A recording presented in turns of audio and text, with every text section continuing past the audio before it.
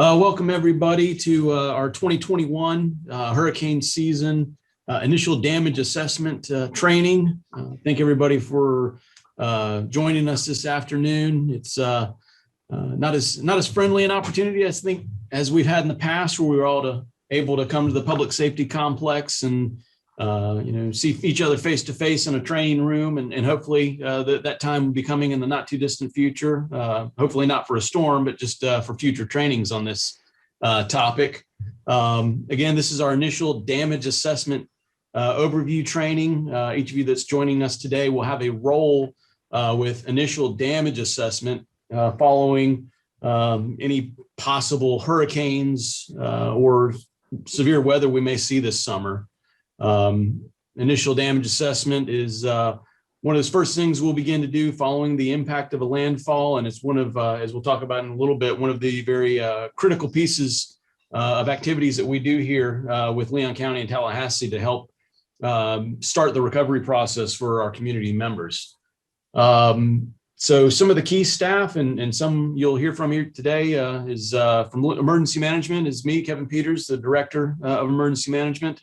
Alex McKinnon is the Emergency Management Coordinator with us.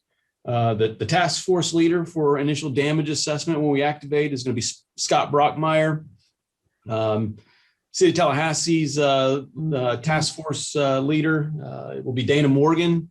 And then the support team from Tallahassee, Leon County GIS, Ned Cake, Elizabeth Ostris, Carolyn Novak, and Franklin Bailey.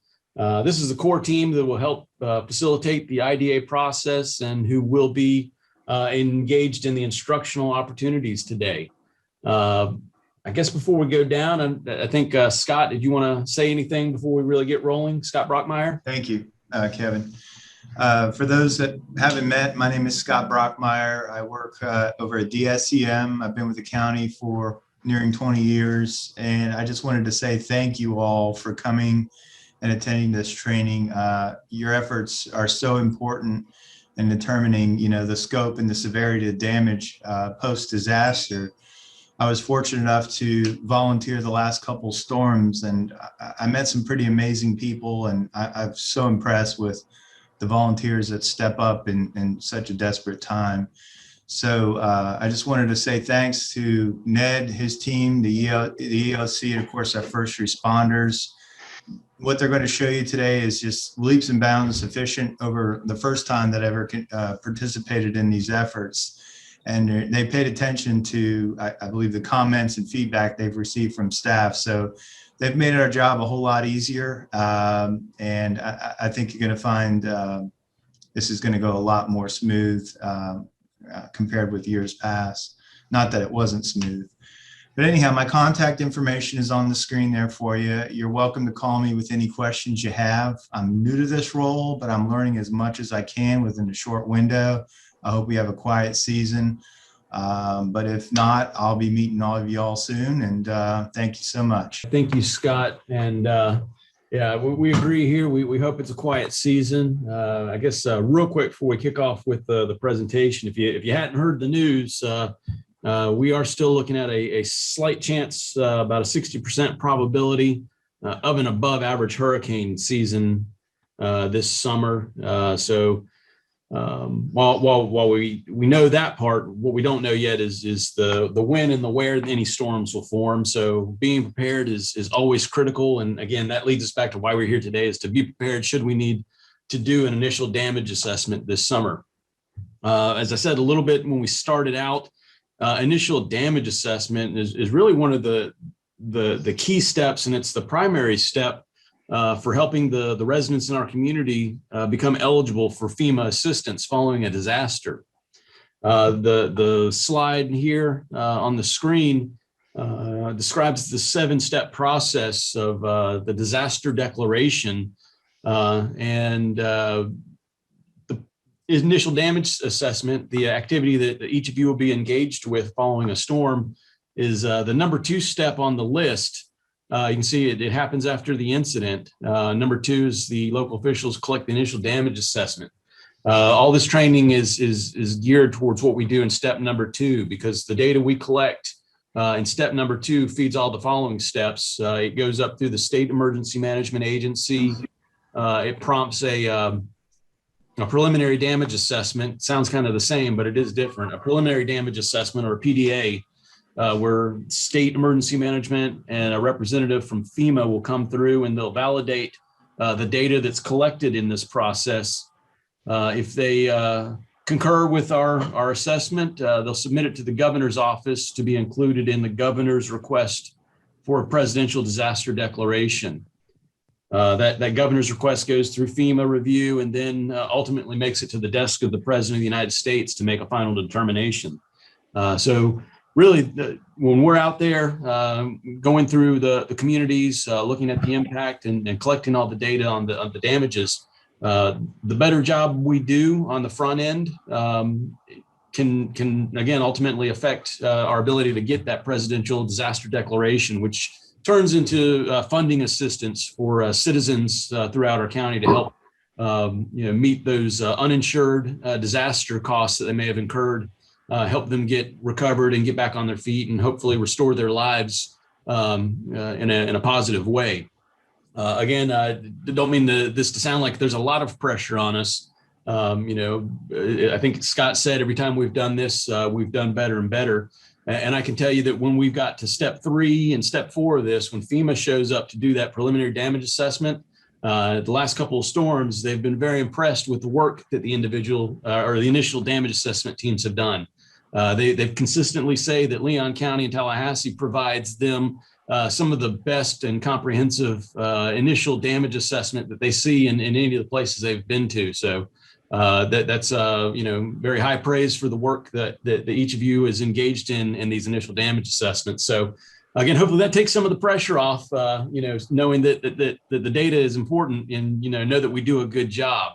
And hopefully that puts your mind a little bit at ease with this training session too, knowing that this is kind of a refresher for a lot of folks, and that it's going to put you in the right spot for moving forward. Are there any questions on kind of the declaration process and how what initial damage assessment is and how it fits into the big picture? Or if not, I think we'll be able to slide along here, Ned, to the next slide.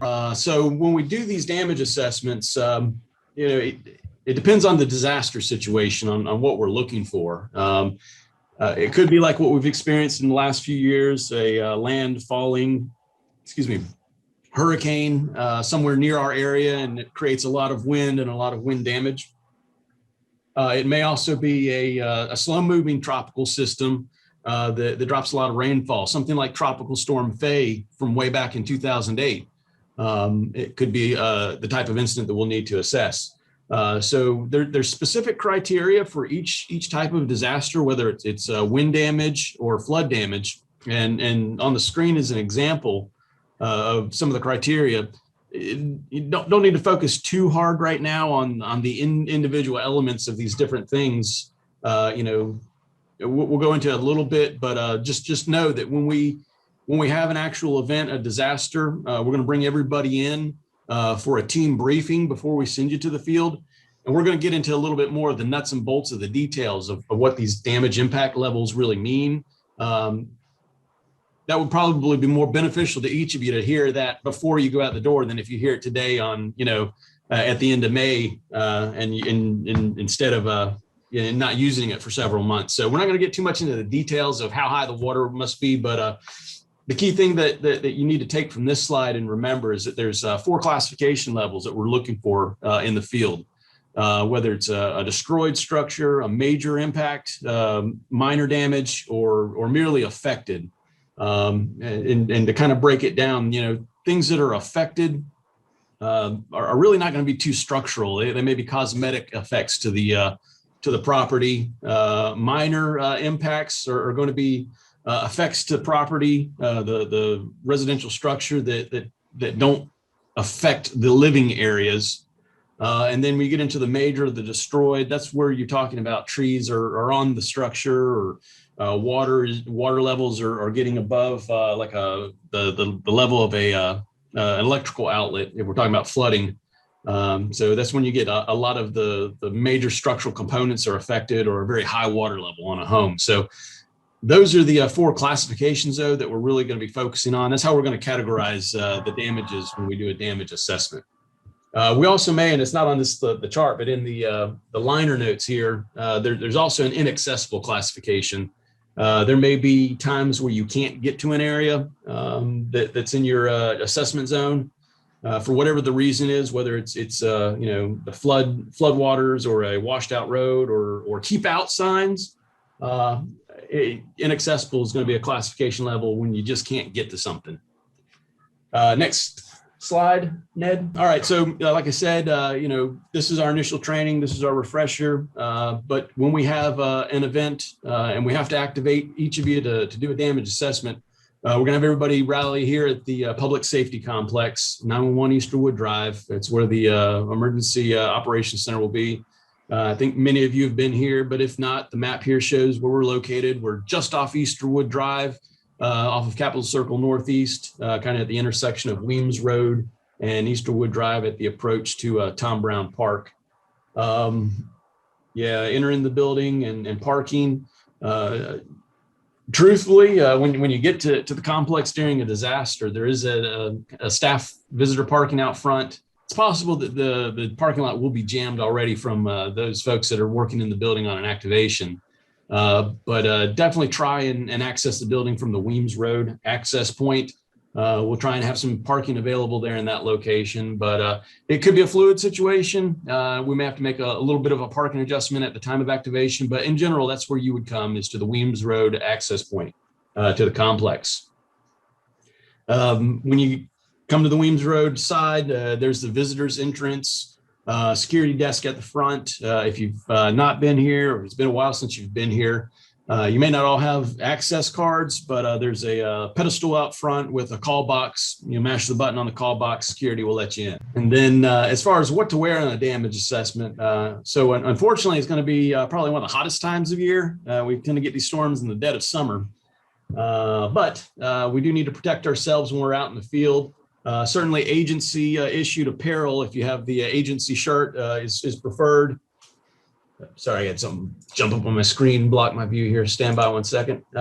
Agency apparel, agency shirt. You want to make sure you've got one of those if you've been issued an agency shirt. If not, lightweight cotton T-shirt, long pants, jeans, cargo type pants. Something a little more work pants style than slacks. Definitely no shorts. Got to have the long pants on. If you've got, boots or hiking shoes or a good pair of tennis shoes, that's going to be preferable. No open-toed shoes, no loafers that are, that may not have good grip on the bottom of them. You're going to be in and out of the car and you're going to have a lot of debris on the ground. This picture is a good example of the type of environment you're going to be out in. So you want to protect yourself. Certainly going to be outside, a hat if you've got it, agency issued ID card, and we'll provide kind of the lime green safety vests for you that you'll need to wear when you're in the vehicle. Some additional things to consider: you'll be in and out of a car through a shift on this. So some sunscreen or a hat. If you got a haircut like I do, you definitely want to protect the skin on your head and on your arms and hands. Some hand sanitizer, drinking water, snacks, your agency, your personal cell phone. Maybe a rain jacket, depending on the weather forecast, mosquito spray, some work gloves, and some type of mask would probably be good. You may be in areas where there's some dust or debris in the air. You definitely want to protect your respiratory system. So again, some of the safety issues to consider. They're going to be sort of long days. You're going to be out throughout the community. So just making sure that you have all the creature comforts you'll need while you're riding around in a car for 12 hours is going to be very helpful. Last line there, to the greatest extent possible, and we've done this in the past, we're going to make sure we have some snacks and hopefully a bag lunch available for all the teams that go out. Possible that may not happen on every day, but to the greatest extent possible, we're going to try and also provide some of those snacks, lunch bag, drinks for you before you get in the cars too. So we do everything we can to try and take care of you and get you ready for a field deployment. All right, so safety precautions, again, it's right after a hurricane. So definitely road issues are going to be one of the things you'll encounter. Avoid, down power lines, treat any lines, in fact, that you may come across like it's power line, and always assume that they are energized and are dangerous. You don't need to try and figure out if it's a power line or a cable line or telephone line. All you need to know is if there's a line down, get away from it, go the other way, and stay away from it. Be cautious of trees that are been knocked down. They could be wrapped in the power lines. Don't drive through flooded areas. Be cognizant of the possibility of washed out roads. And then any posted properties that say keep out, just keep out. If you can't assess it, you can't assess it, mark it inaccessible and keep on going. Following a disaster, I think everybody knows, for members of our community, they're having some of the worst days of their life. Their home's been damaged, maybe destroyed. They're trying to clean up and gather all their personal belongings, which may be strewn about the neighborhood. So people may not be so happy. They may not be happy to see government around in some instances. Again, if you're in a contentious situation, get out of there, back up, walk away, get in the car and go on. If you can't assess it because of unfriendly citizens, you can't assess it. And it's not worth any type of personal injury to you to try and continue on that street. You can always back up and go another way. If it's a very contentious situation and you can't get out of it and you have serious fears for your safety, you're working in two-person teams. Somebody needs to be on a phone and calling for assistance. Call 911 if you're in a dangerous situation and people are threatening you and you can't get away. Call 911 and we'll get the sheriff or the police department out to you to help you out. The same thing goes for any other hazards you see out there that are life-threatening. You may come across people who have, the power may be out and they may have relied on some type of powered medical equipment pre-landfall, and they've been without power for a day or two, and now they are in extreme medical distress. You may need to call 911 for an ambulance, or you may come across a home that's started to catch fire for whatever reason. Any medical emergencies, fire emergencies, call 911 and get the help out there. And again, after disasters, animals may be on the loose. It may not be important to report every animal that you see out that may not be fenced in. They may just be sleeping on somebody's porch and may be calm. But certainly want to make sure that any of the aggressive animals or animals that are traveling in packs, report those for animal control to follow up on. You can do that by calling the Consolidated Dispatch's non-emergency number, 606-5800. And they can work to get an animal control officer out to take care of any animal issues. But certainly safety is first and foremost for all of our personnel out there. Just, no need to be in a dangerous situation. If it's a dangerous situation, just get in a car, back up and find another street to assess. That kind of goes into the public interactions. Some people would be very glad to see city and county staff out in the aftermath of disaster, but they may not totally understand why you're there. They may think that you may have resources or you're there to do some type of assistance other than collecting data. So a few things that you'll want to make sure they know is that you're an assessment team and you're collecting the information that will help them in the future with FEMA. Possible FEMA declaration. So that's what your job is out there, is to collect information. You'll want to direct them to other resources, like 211 Big Bend is probably the most important resource that we can refer folks to in the immediate aftermath. If you're not familiar with 211 services, they're active 24/7, 365. They're a human services resource referral line. If you, in the course of your business today, if you encountered somebody that was having some type of human service type issue, they were having difficulty with their, paying their electric bill, or they've recently lost their job and they're trying to get some help finding, how to apply for a new job or benefits or things like that. That's the type of stuff that 211 can help with. They do that every day, and they certainly do that during a disaster.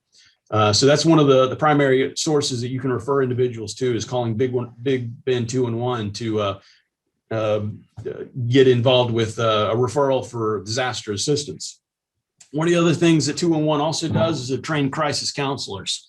And certainly in a situation like this, where people's homes are severely damaged and they've lost a lot of their property, they're going to be having some crisis counseling needs. So certainly referring people to 211, it gives them the opportunity to talk to somebody that can help them out with those types of mental health or behavioral health issues, and they can talk them through the immediate crisis and help, again, refer them for those those mental health issues that they may be struggling with. So it's a great resource. Additionally, you can refer them to the Emergency Operations Center, 606-3700. And the people in the EOC can take their information and work with getting human services assistance through that process as well. But some of the other things too, you may not be in a kind of a densely packed neighborhood, so getting some intel from residents about where there might be other structures. A lot of the landmarks are going to be gone, and while we've got the maps on the devices that you'll see momentarily, you may not be totally familiar with the area you're working in. So getting that type of information from residents you encounter, where you should look for other neighbors in an area, that can be very helpful too. They might know of other damage or other impacts that you can pick up while you're in the field. Next slide, Ned. All right, and so one other resource, the vehicles for initial damage assessment. Using government vehicles, whether you're with the city of Tallahassee or Leon County or the Leon County property appraiser, you'll be assigned a county vehicle, going out in teams of twos.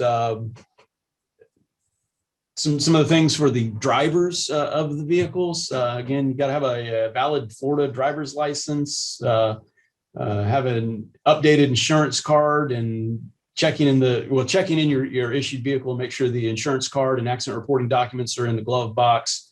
If you stop to get out of the vehicle, activating the hazard lights, or if you have a vehicle that has the yellow flashing lights on the roof, you want to activate that when you come to a stop if you're going to exit the vehicle. Again, be familiar, with your agency's safety manual and motor vehicle requirements. We do have city teams, we have county teams, and we may be in a situation where we have mixed teams, where you have one county staff and one city staff member. In situations like that, the owning entity of the vehicle, so in this picture's case, a Leon County vehicle, if that was a mixed team with a city rep and a county rep, the county rep would be required to drive the county vehicle on that team, and vice versa. If that was a city vehicle and a city rep and a county rep, the city person would be required to drive the city vehicle. We can't really mix up on that with different entities driving other entities' vehicles. So that's going to be some of the vehicle related stuff. Again, follow all posted speed limits. Obviously, after a hurricane, you're probably going to drive even slower than what the posted speed limit is. And I don't know if we address that on this slide or another one, but the team configuration, if you're the driver, you're only the driver. You're not going to use the technology to do assessments. The other team member would do that. Let's see. Yes, there are, and real quick, I don't think we have them all there, but there are some government fueling locations. The county has a couple of them, and I know the city has some locations. We don't have that noted at the moment, but certainly we will update that info at the time of activation. We'll go over that if we activate for a storm, where your fueling locations are for vehicles. All right, so this is the part where I take over. My name is Ned Cake. I am the IDA lead for Tallahassee Leon County GIS. I work with a team of great folks who help put this technology effort together. To help you understand kind of where we came from, not so long ago. If you look at this form on the left here, and when I say not so long ago, I'm talking about Hurricane Hermine. we actually had crews, Red Cross crews that were out with that form, walking the neighborhoods and scribbling down information on paper forms that they would then, at the end of the day, turn in, and somebody overnight would enter them all into an Excel spreadsheet. And, the thing that you notice quickly about that is that there's so much room for error and so much room for things to get lost or mixed up or double entered. Having to deal with those records from these paper sheets was just a nightmare. So what we've done at Tallahassee Leon County GIS is we took a good look at technology trends, and we're able to start using some cloud technology and smartphone devices to enhance our IDA efforts, which means that moving forward, you really won't be using paper at all. You'll be using a smartphone with a GPS, and your GPS will really be used just to show your location on the map as you drive by. The way we have this set up is that the little green dots here, there's one for every address in Leon County. And I'll get into the detail of that a little bit later. And you'll really just be updating those points. Instead of collecting a new point, it's just an update process. So the IDA teams, as Kevin mentioned, are a driver whose sole attention is on driving and road safety. The driver may assist with other assessment duties when the vehicle is stopped. The assessor, and this comes with a little bit of a warning. The assessor is going to be looking up and down a lot, and motion sickness is indeed a possibility. The assessor is going to split their attention between the windshield, the on-screen map, data entry, and navigation, and that's a lot of looking around. So if you're prone to motion sickness, you may want to be the driver, or you may want to take something in advance of going out in the field.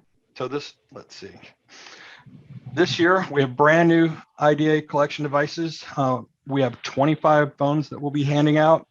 They are brand new Samsung Galaxy S21 Plus, which is a very large screen device. It's more of a phablet than a phone, and it's great for doing data entry in the field and taking photos in the field. The cell phones are going to be connected to AT&T's FirstNet, which is a brand new cellular network that is intended for first responders and public safety agencies, which emergency management is. So you'll have priority access to the AT&T 5G network, and probably better coverage. Our testing shows better coverage than any regular cell phone, especially in the more rural areas of Leon County. So a very nice device that you'll be handed. The technology that we'll use, we're a GIS shop, and our primary technology here is ESRI, or ArcGIS, and we'll be using a mobile application called Field Maps. And Field Maps is tied to data in the cloud, but it will also have base maps loaded locally on the device. And these will be the apps will already be on the application and activated and ready to go as soon as you pick up a device. So the map, if you take a look at the map in the background here, this map will be hard loaded on the device, which means that you don't have to be connected to the network to see and use the map. On the map, you will see street labels, address point labels, landmark labels to help you find your way around, and you will also see your vehicle as a point, a little arrow on the map with a blue trail following it, so that you know where you are at all times. In past, you might drive by an address like, let's say, Madeira Circle 852, and during the storm, the mailbox got knocked down and swept down the street. You have no way of knowing what the address number is for this. Well, now you don't really need to, because when you click on this point here, it already knows the address. You'll know which house you're looking at because you'll see where your position is on the street, and you just click on the address and update the information about that point. So the damage assessment layer that we're using is extracted just before the storm from the Tallahassee and Leon County's official address point layer. This layer is maintained by City Growth Management and County DSEM. If any of those folks are on the call, kudos to them for the hard work that they do to maintain this layer. It is tied into the building permit process. So the first thing a new building gets, like this one right here, before even the building shows up on the map, it gets an address assigned and placed on the actual map. And those points are extracted. And we take the form that I showed you earlier, and we add FEMA's damage assessment values to it. And we mark them all as no damage. That's why you see a little green dot here with N on it. Means no damage. And what you're going to do, and we're going to show you for this a little bit in a little bit more detail later with a heads up demo of someone on the phone using it. What you're going to do though is you're going to drive down the street, and this is really important. You're going to bypass all the houses that have no damage. If I drive down this block and I see green points to the left and right, and I look at those houses and there's no damage, I'm going to pass them right by because they're already tagged as no damage. I don't need to do anything. Then I'm going to get to this house over here that I see has some damage, and I'm going to update it.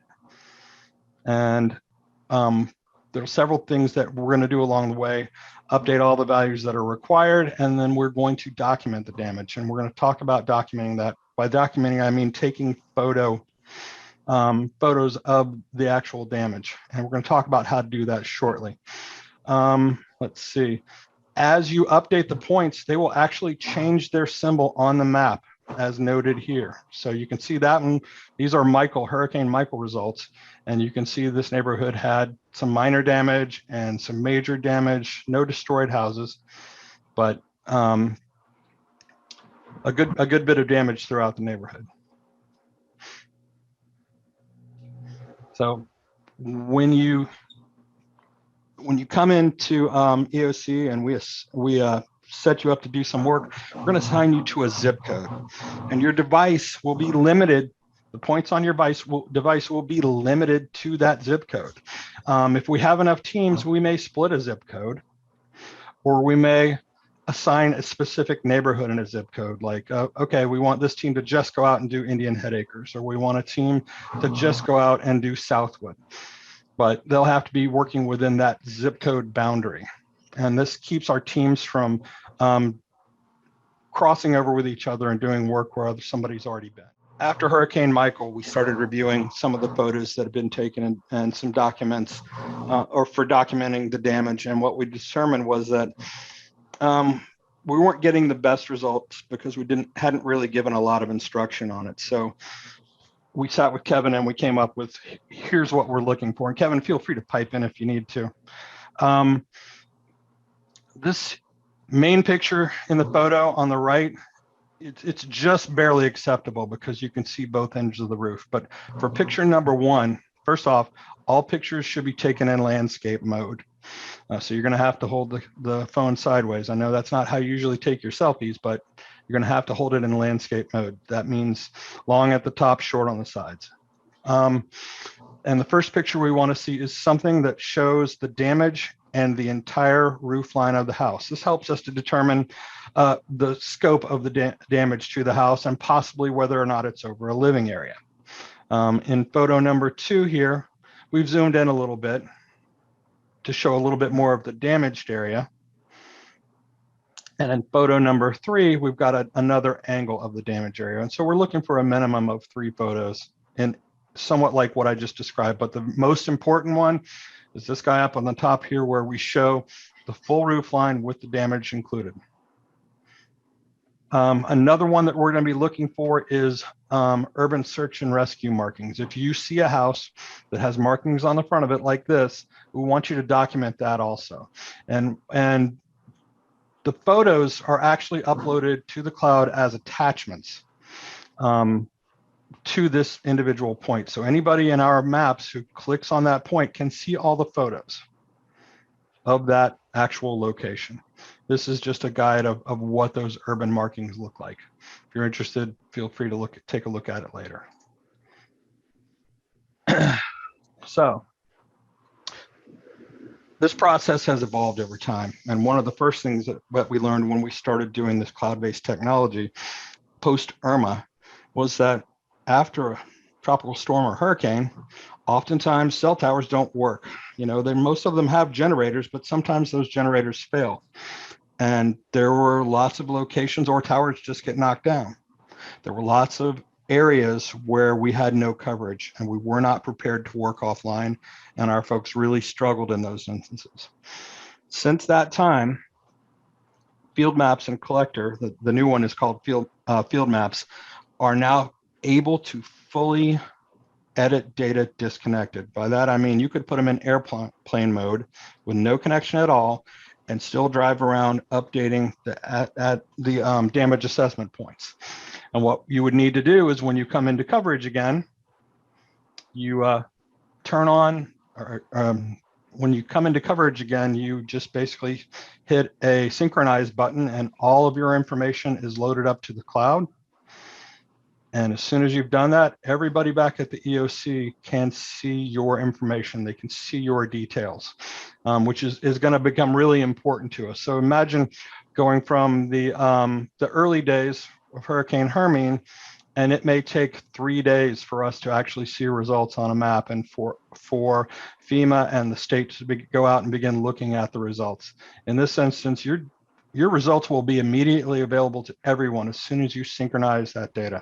Another new feature that we have, and having been deployed recently for a tornado, I can't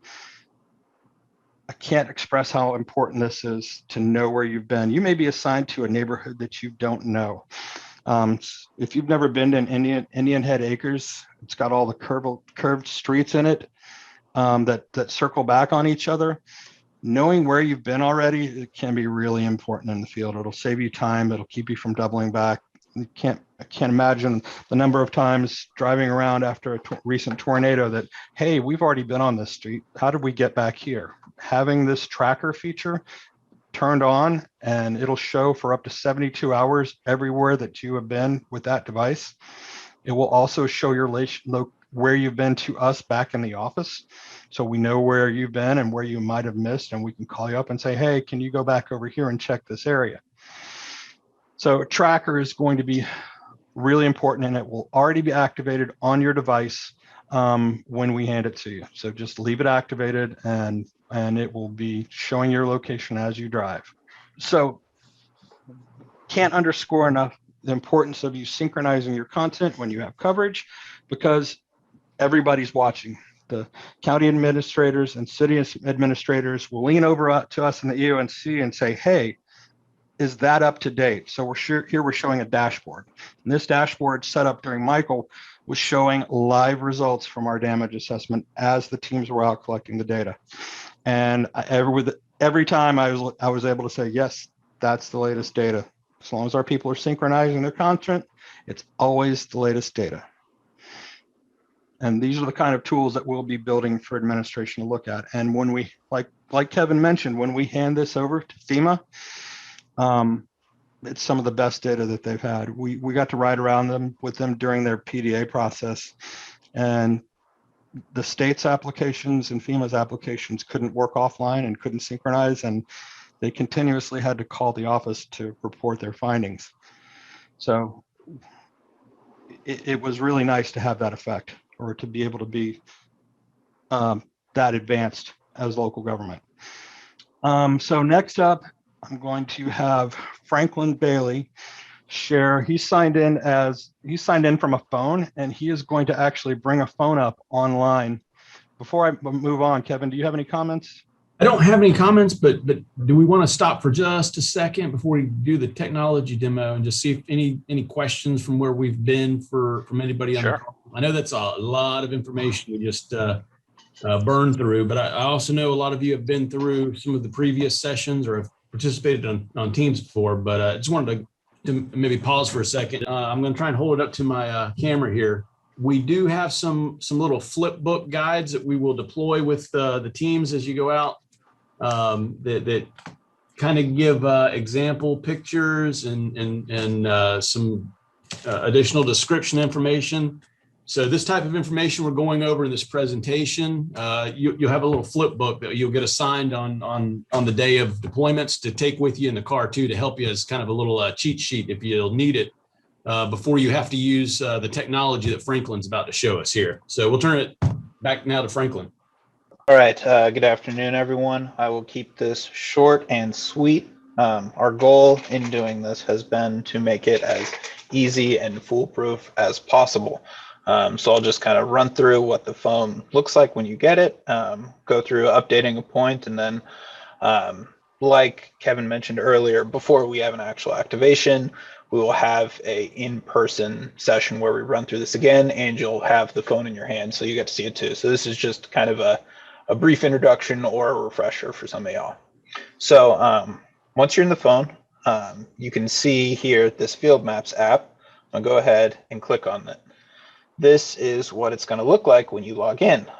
Right here, this tracking will be turned on.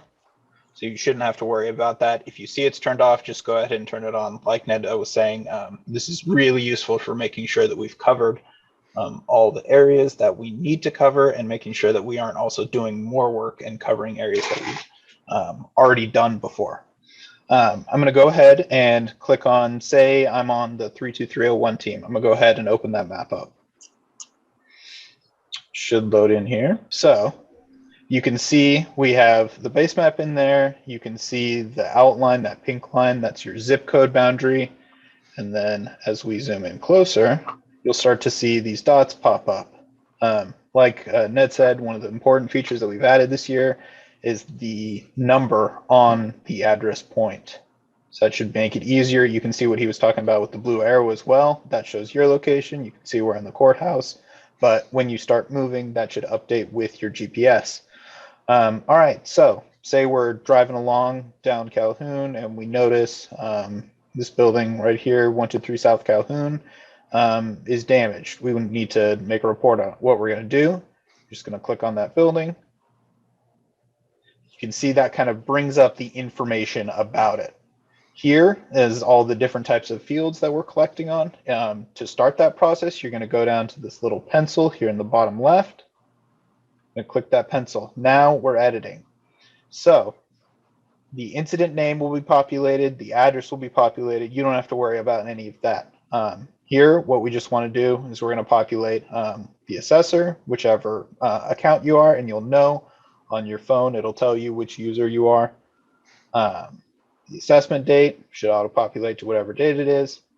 Here's where we have that extent of damage based on the criteria that was talked about earlier. That's where you're going to make that judgment. You're going to put it.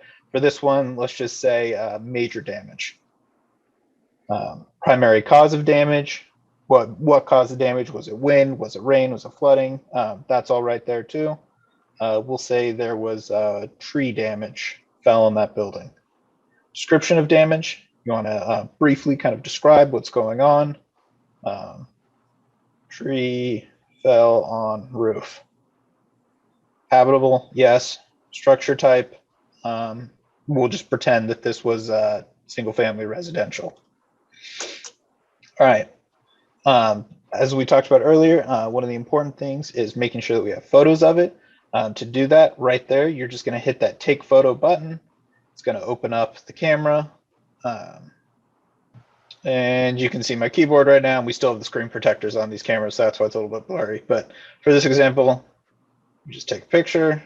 You can either retry it or hit OK. You hit OK. That picture is attached to that record. You can go ahead, take another one, do the same thing, all set. When you've finished with this information, you want to go ahead to the top right, hit that little the check mark next to collect. And that's going to go ahead and submit that. So now you can see the point change on the map. It's been updated. As soon as that's updated in the EOC, we're seeing that at the same exact time that you update it. So that's pretty much it. We've taken away a lot of the having to go collect points and put them on the map and move them around, and tried to make it as foolproof as possible, where it's literally just you updating the points that are in the right place. So you won't have to worry about accuracy or GPS location or anything like that. And one of the other things we want to kind of go over was also the offline part. And so I can't really turn on airplane mode and show you because I'd lose the connection to the phone. But in just as kind of an example, for this 32303 map, I've gone ahead and downloaded an offline area. And so this would be something these phones should be really good on FirstNet. It would have to be a major storm to knock us off because we have priority, we have unlimited access. They're really, really solid in terms of our connectivity after a storm. But say worst case scenario, if we have Wi-Fi at the EOC, we would go ahead and download offline areas for your area before you even go out there.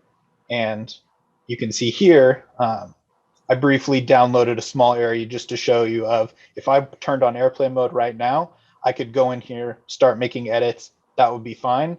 Instead of, you would just hit that check at the bottom and it wouldn't sync. It would just be this little sync button up at the top right there. If I made a local edit, you would just hit that to sync when you were back on an internet connection or you had cell service or Wi-Fi. But again, that is a worst case scenario. Other than that, you can just see there's the different maps for different areas. It is pretty simple. I know Carolyn Novak in our office is going to be talking a little bit about some of the web resources that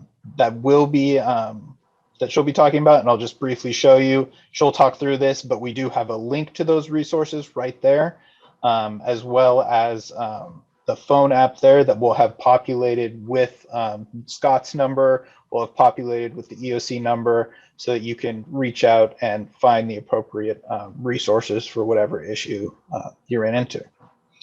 As far as field maps goes, Ned, is there anything I left out? Nope, nothing at all. Looks good. Excellent. With that, I will go ahead and stop sharing and let Carolyn go over some of the web resources we have for you. All right, can you see my screen? Yes. Excellent. Okay, so we have, we support the EOC. So we have this portal that is mostly web EOC, but we do have damage assessment. And this training will be on the site. It'll be right there where that button is. Let's see. And so for the most part, this defaults to Leon County, but we do support other counties in Region 2. So the overview is pretty much a lot of what we've gone over today.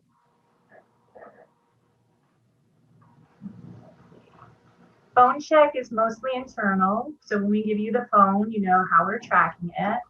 If some of the questions that people have had in the past, so if you have an issue, you could troubleshoot out in the field before you contact us. And if you do have any questions, let us know so we could add to here to help other people. And we have the quick start guide. So everything that Franklin just went over, don't worry if you forget it. You will be given a PDF, let's see, or a brochure, I mean. Have the brochure, but things get lost. So if you lose your brochure, it's okay. Absolutely everything on how to do it is on the site. There's a video that pretty much goes over exactly what he was doing. So just something quick to look at. It looks great on the phone. So it'll be easy for you out in the field. And we've done the same thing. Kevin is giving out the damage assessment book, that flip book, but we also have it in HTML form. So if you lose that, it's everything that you possibly need is online. And like what Franklin said, is that there is a shortcut button on the home screen of the phone. So if you forget anything, if you need anything, even if you don't remember, you could just search, for guide. And there's damage assessment. So everything that you need will be at your fingertips. And that's about it. Kevin, that pretty much wraps up what we had to share. Do you have any follow-up things that you'd like to talk about?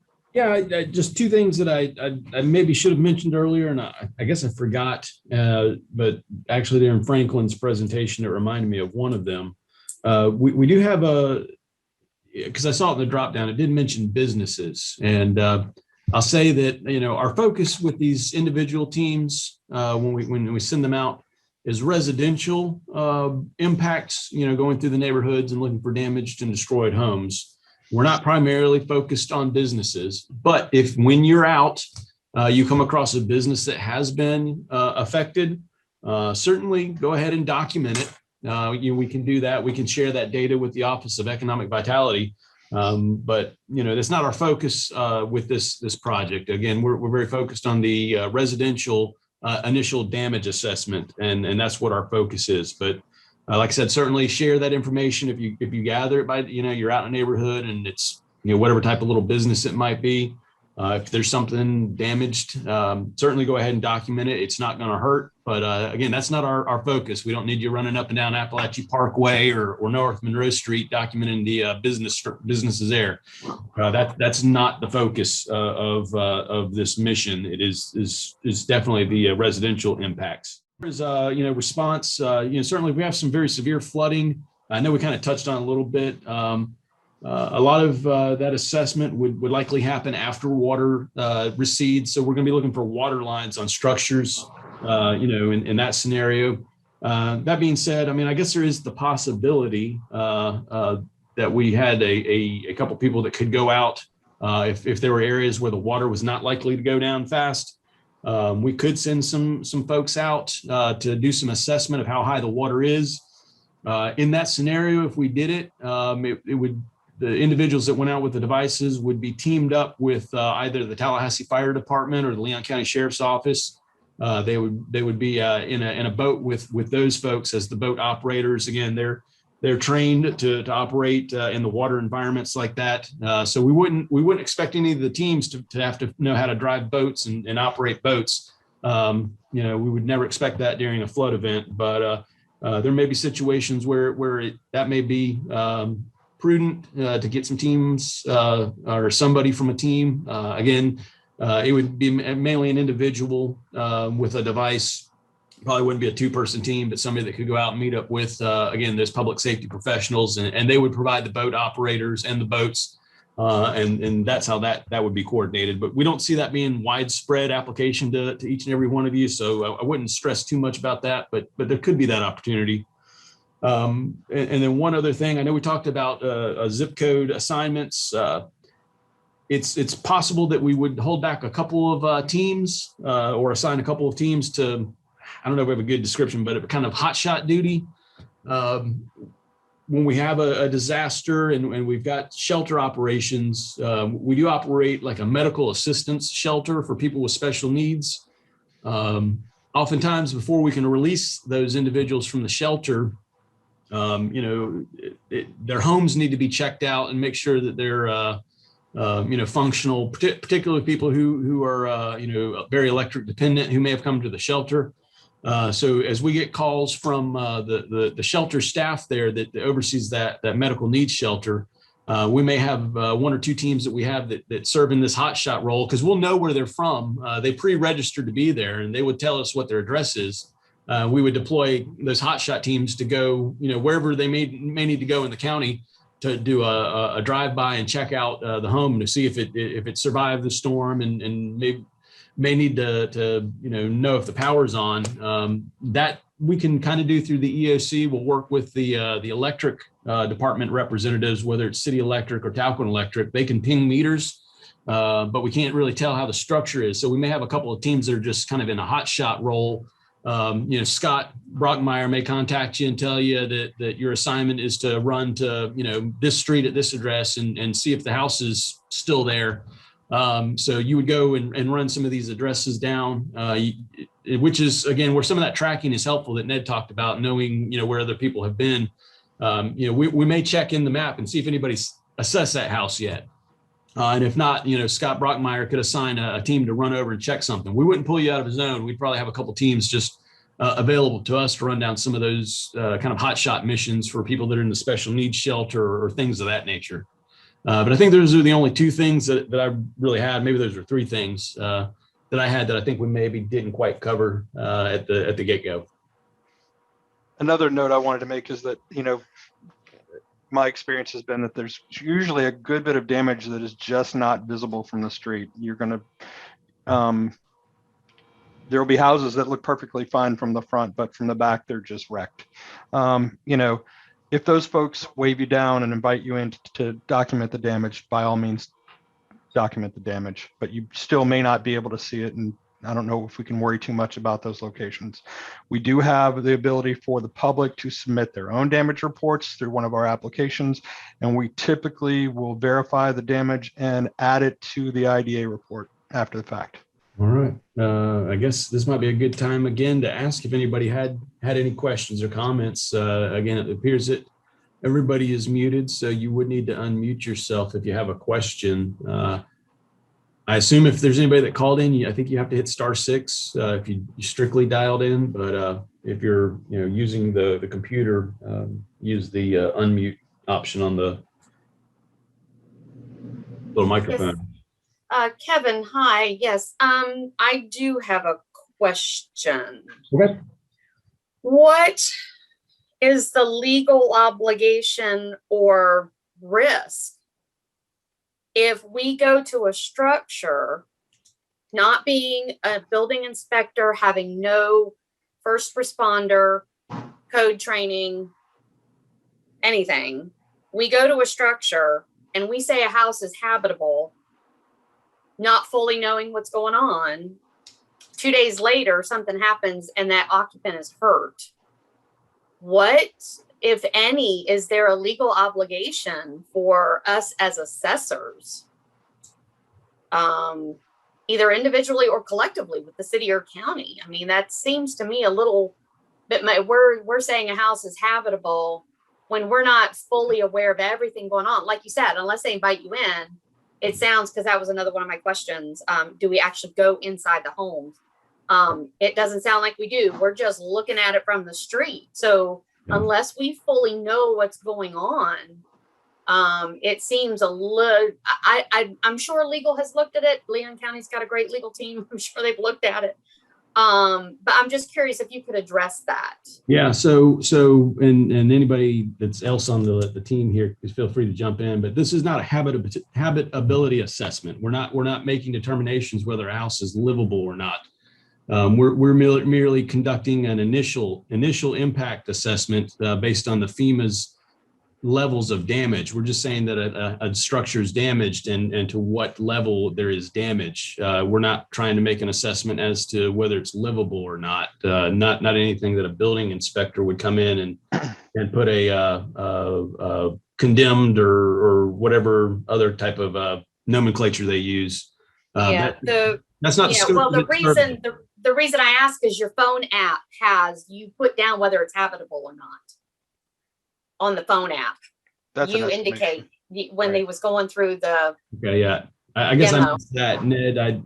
Or Franklin, I didn't notice that, but if that may be an offline thing to look at. But yeah, we're generally not in the business saying something's habitable or not. We're here to assess what the magnitude of damage, storm-related damage was, and that's somebody else who will come behind and use some of this data as a guide, possibly, our building inspectors. We certainly would collaborate with them to understand where this impact was, and they can go in and begin making those type of technical, and there's a level of, I don't recall the form, but they have a more in-depth form that they would use to determine habitability. It's also worthwhile to note that post-Michael, by the time the initial damage assessment teams arrived at many of the houses, they had already been condemned. They had red tags on the front door saying that they were condemned by either city growth management, building inspection staff, or DSIM staff. So that it's also a good way for those staffs to know where they need to go and look to inspect houses.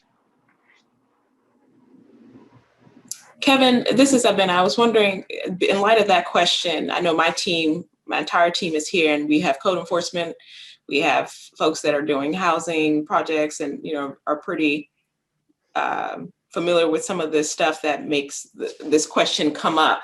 But if you could maybe speak to, or any of you speak to, how we fit in with these other agencies that come in. And Ned, you started to allude to it, because I know our growth management does a different extensive assessment.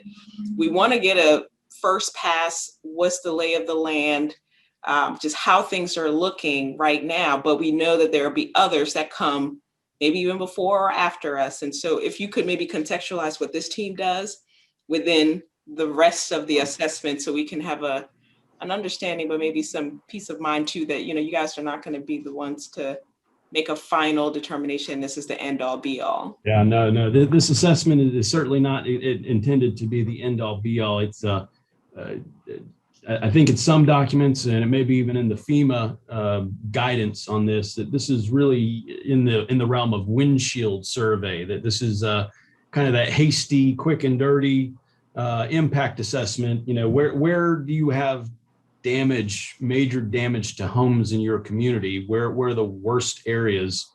And obviously there's a gradated scale here from destroyed to just merely affected. So FEMA recognizes that on kind of this windshield impact survey is to get the hands around where the worst places are and where the not so bad places are. Certainly that's the type of data, the worst, the major, the destroyeds. We want to make sure that people in your office and over at DSUM that actually do those habitability assessments, if they haven't gone to some of these areas, we certainly want to make them aware of it from this, that they probably have stuff they need to look at. And also we want to make sure that we're looping in our human services, the Salvation Army or the Red Cross or groups like that they can help these people that are affected. They need to know kind of where the hardest hit areas are so they can provide services, whether it's cleanup kits after a flood or water and snacks and meals to an area where there's no power and people are probably have damaged homes. It's again, like I said, it falls in the realm of sort of a windshield, kind of a hasty survey. It's not by any means supposed to be the most complete assessment, and that's not really the intent. It's to try and get it quick and then get it to FEMA. This really feeds in that process to get a federal disaster declaration is really the end goal of this. This isn't really intended to provide any technical report on the overall impact. It can be a starting point for many of the other operations, whether it's, like you said, your building inspectors or even the housing units, that provide emergency repair and that type of stuff. Let them understand what the potential future workload is going to be of people who may be in need of emergency housing, or even the permits office to understand kind of the magnitude of number of homes impacted. That'll help them get a kind of a ballpark of the number of permits that they may be facing for people that have to do certain types of repairs that they're going to need to pull permits for. It's kind of a starting point, but by no means intended to be the technical or final word on what has happened. Kevin, I recall after Hurricane Michael that there was a FEMA team that came in after everybody else and went and knocked on every one of the doors. What was that team called? Yeah, so that's the DSAT, Disaster Survivor Assistance Team. Yep. So what their role was, so I guess they're like the kind of the backside of all of this. They're after the presidential disaster declaration. They're after the FEMA, that declaration says that FEMA can offer individual assistance to the community. Their job is to go through the community and go door to door and be a customer service unit almost. They have mobile devices, and as they go to door, they can help those individuals apply for FEMA assistance right there at their front door. Historically, we would set up a disaster recovery center at the main library. And if people, if they couldn't apply over the phone or at home on their internet, they'd have to go down to main library and visit with the FEMA staff there and fill out the paperwork there and talk to each of the special area groups there that were set up in that disaster recovery center. So these teams that come in, they're not really related to looking for damage. Now, if they find something, they'll certainly tell us, but hopefully we have found it all by then. But their job is to help folks begin that process of applying for FEMA assistance. And back to Abena, is that helpful to your question and some of your concerns? Yes, absolutely. And I hope it gives the team a little peace of mind. And, this disaster response is so complicated and so many players that we want to do the best job, but also don't get too bogged down thinking that you're going to be the one, stop or problem in the whole keg. I think we got an incredibly smart team Kevin, that you pulled together. So that's really helpful for me and for everybody else, I think, to hear. I had another question about where, during what kind of other disaster might this team be helpful? So hurricanes are obviously our main concern, but do you imagine, or have you all had any conversation about other situations where you might need to activate this group? Yeah, certainly flooding could be a possible activation. And we talked a little bit about how that's can be, kind of a little nuancy there at times where we might have to send teams out. And, again, a lot of times it would be after the water has receded from flooded areas.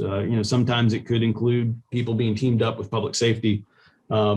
We've gone out after some of the severe weather we've had. We generally don't activate this many folks. We haven't had that type of widespread, severe weather outbreak, but certainly we could have scenarios where we have, a tornado impact. If it hits the right part of town, a very, densely packed, neighborhood area, we could certainly need several teams to go in and run through an area after a tornado.